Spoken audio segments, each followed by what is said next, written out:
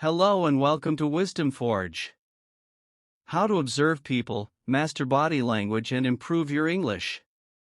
Introduction to observing people.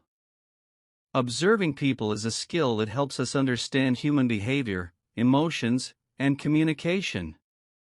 When we observe carefully, we notice small details like facial expressions, body language, and tone of voice. This skill is useful in everyday life, whether you are making friends, working in a team, or even just having a conversation. Learning how to observe also improves your English because you start noticing how people use words and gestures to express themselves. In this lesson, we will explore different ways to observe people effectively while also improving your language skills. Why is observation important? Observation is important because it helps us connect with others and respond appropriately. For example, if you see someone looking sad, you might choose kind words to comfort them. If someone is excited, you can share their happiness. Good observation also prevents misunderstandings. Sometimes, words alone don't tell the whole story. By paying attention to body language and tone, you can better understand what someone truly means. This skill is especially helpful in English conversations, where expressions and idioms can change the meaning of sentences. The basics of body language. Body language includes gestures, posture, and facial expressions.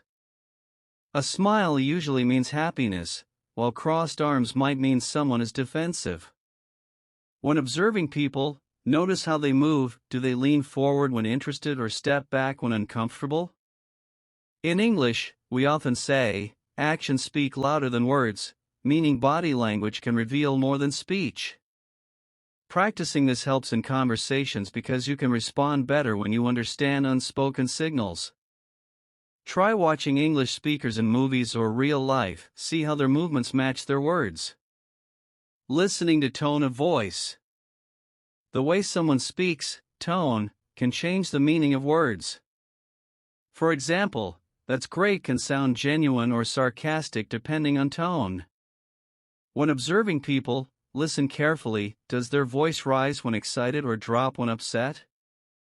In English, tone helps express emotions like surprise, anger, or joy. Improving this skill helps you understand jokes, sarcasm, and feelings in conversations. Try repeating sentences with different tones to see how meaning changes. This also improves pronunciation. Noticing facial expressions. Facial expressions are like a window into a person's feelings. A raised eyebrow might show surprise, while a frown could mean confusion or sadness. When you watch people's faces, you learn to connect emotions with words. For example, if someone says, "I'm fine," but their eyes look down, they might not be fine at all. In English, we often use phrases like "face lit up" to describe happiness or "stone face" for no emotion. Practicing this helps you respond better in conversations. Try watching English movies without sound. Guess the emotions just from faces. Understanding personal space. Personal space is the invisible area around people that makes them feel comfortable. Some people stand close when talking, others need more distance. Observing this helps avoid making others uneasy. In English-speaking cultures, strangers usually keep an arm's length apart, while friends stand closer. Words like "back off" or "give me space" show when someone feels crowded. Noticing these habits improves your social skills and helps you adapt in different situations. For practice, observe people in parks or cafes. See how distance changes with their relationships. The role of eye contact. Eye contact can show confidence, interest, or even respect. In many cultures, looking someone in the eye while speaking is polite, but too much can feel aggressive. When observing people, notice how their gaze shifts. Do they look away when nervous or hold eye contact when honest? English phrases like "look me in the eye" or "avoiding my gaze" relate to trust. If you're learning English, practicing eye contact in conversations makes you seem more engaged. Try mirroring the speaker's eye contact style to build connection. How clothing and appearance give clues. What people wear tells stories about their personality, job, or mood. A uniform shows profession, while bright colors might mean someone is outgoing. Observing style helps you guess interests, like a sports logo shirt suggesting a fan. In English, we say dress to impress or judge a book by its cover to discuss appearances. While appearances don't reveal everything, they're useful clues. To practice, describe outfits in English. She's wearing formal clothes, maybe she has an interview. This builds vocabulary too. Observing group dynamics. Groups behave differently than individuals. Notice who leads, who listens, and who interrupts. In English, terms like alpha, follower, or team player describe group roles. Observing this helps in workplaces or schools. For example, if one person talks loudly while others stay quiet, they might be dominating. Try watching English talk shows, see how hosts guide conversations. Mimicking these patterns improves your speaking confidence and helps you join group discussions smoothly. Identifying emotions in conversations. Words alone don't always show feelings. A shaky voice may mean fear, while fast speech could mean excitement. Listen for pauses, sighs, or laughter, they add meaning. English idioms like heart in your throat, nervous, or bursting with joy link emotions to language. When you observe these signs, you reply more thoughtfully. Practice by summarizing chats in English. He sounded angry because his words were sharp and loud. Cultural differences in behavior. Gestures or eye contact can mean opposite things in different cultures. For example, thumbs up is positive in the US but rude in some Middle Eastern countries. Observing these differences prevents mistakes. English phrases like lost in translation or cultural gap explain misunderstandings. If you're learning English, research customs of native speakers like handshakes versus bows. This makes you more respectful and aware in conversations. How to improve your observation skills. Start by focusing on one thing at a time, like today, notice hand gestures. Tomorrow, listen for tone. Keep a journal in English. The cashier smiled but sounded tired. Over time, you'll spot details faster. Watching English films with subtitles helps. You'll see how words match actions. Remember, observing isn't staring, it's quietly paying attention. The more you practice, the better you'll understand people and language. Practicing with real-life examples.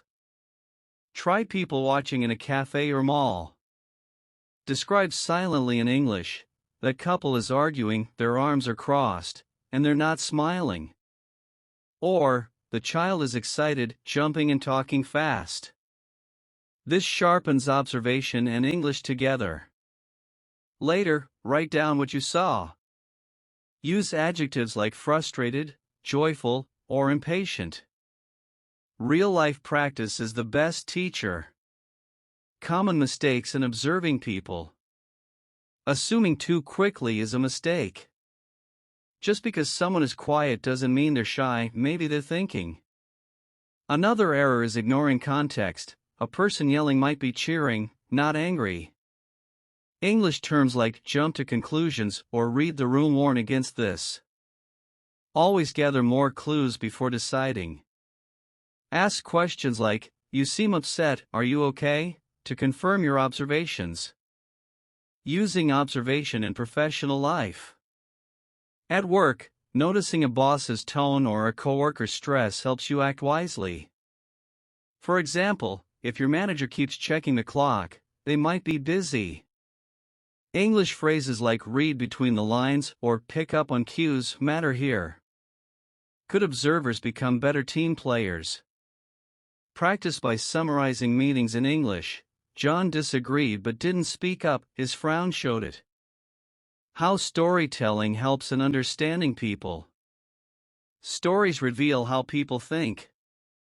Listen for details like, my heart raced when, to guess feelings. English storytelling uses past tense, I was scared, or dramatic pauses. Try retelling a friend's story in English, focusing on emotions. This improves both observation and language skills. The connection between observation and empathy. Empathy means feeling what others feel. When you notice a friend's tired eyes and ask, had a rough day, you show care. English words like compassion or understanding relate to this. Observing builds empathy because you see beyond words. Practice by writing empathetic responses in English. You sound really happy about your trip.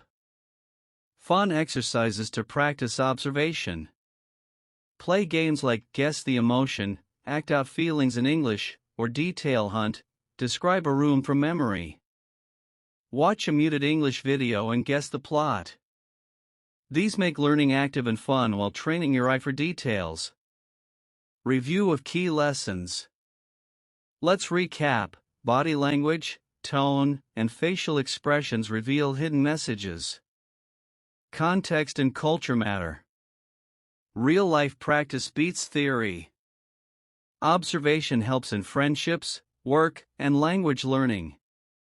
Keep a journal, ask questions, and stay curious. Final thoughts and encouragement. Observing people is a superpower that improves communication and English skills. Start small, notice one new thing daily. Remember, even native speakers misread signals sometimes. Keep practicing, and soon, you'll understand people in English deeper than ever. Thanks for learning with me. Thank you, and let's stay connected. Thank you for joining me on this journey of discovery. If you found this video valuable, imagine what you'll learn next. Subscribe to Wisdom Forge and hit the bell icon so you never miss more thought-provoking content, practical wisdom for everyday life, the tools to unlock your full potential. Drop a comment below. I'd love to hear your biggest takeaway or what topics you'd like to see next. Until next time, keep growing, keep learning.